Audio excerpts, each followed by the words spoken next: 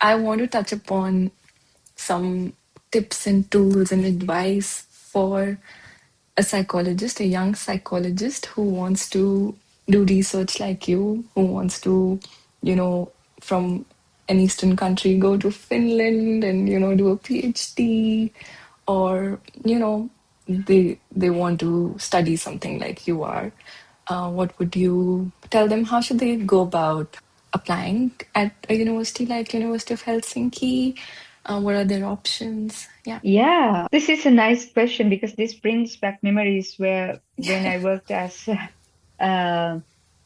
when I applied to this program, and also when I was working for University of Oulu in the market, we promote how to apply, how to get do their own research and stuff like this when Yeah. if they want to apply for a master's or a PhD outside their country. You just have to do your own research, and to do your own research, you can uh, for example, the first thing we do nowadays is like just use generative AI, be it ChatGPT, Claude, or Gemini, or anything. Just type, okay, so how do I do this? Like getting these kind of practical tips.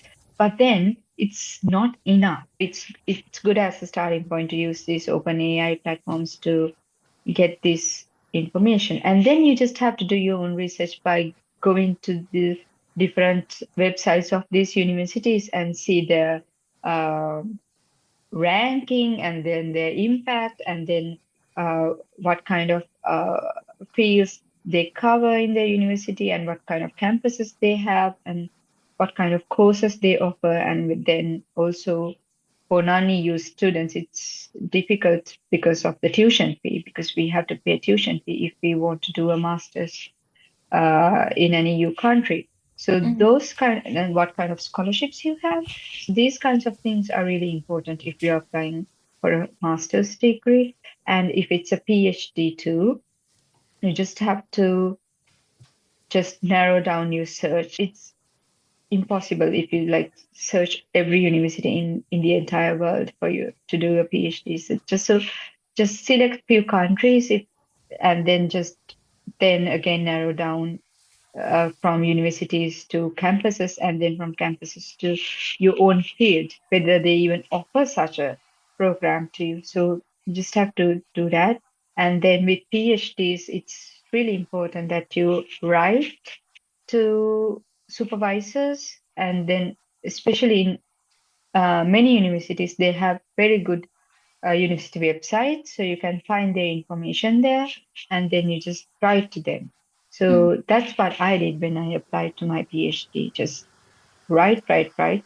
You just create your own template, and then you just fine tune it based on your supervisors or these professors that you're writing to, based on their interest. Yeah. So yeah, and then just then hope for the best, because Yes. it can be a very exhausting process when it comes to applying for PhDs, because you can get negative responses, you can get zero responses, and it just yeah, It's an overwhelming process, but yeah, yeah, on the yeah. other side, there's yeah, it's worth it, right? Are It's you worth trying, yeah.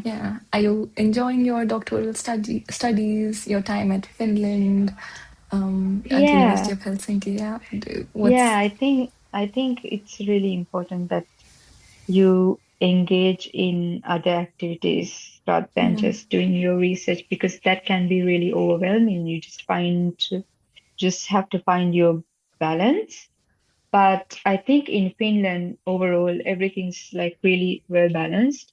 So even if you feel like you are not doing enough, you need to do more, then there's this uh, balanced lifestyles that we should consider. And like it's especially coming from a very competitive academic environments in Sri Lanka, I felt I constantly, even now, I constantly feel like, am I doing enough? Is this enough? And things like that. But then again, uh, comparing to my Finnish colleagues, it's reassuring because they don't see this work as their life. mm, That's That's really important. That's something I learned from them because this is not your life. This is just your work, your academic life, and then you have a different life uh, outside this academic world, and you just have to enjoy that as well.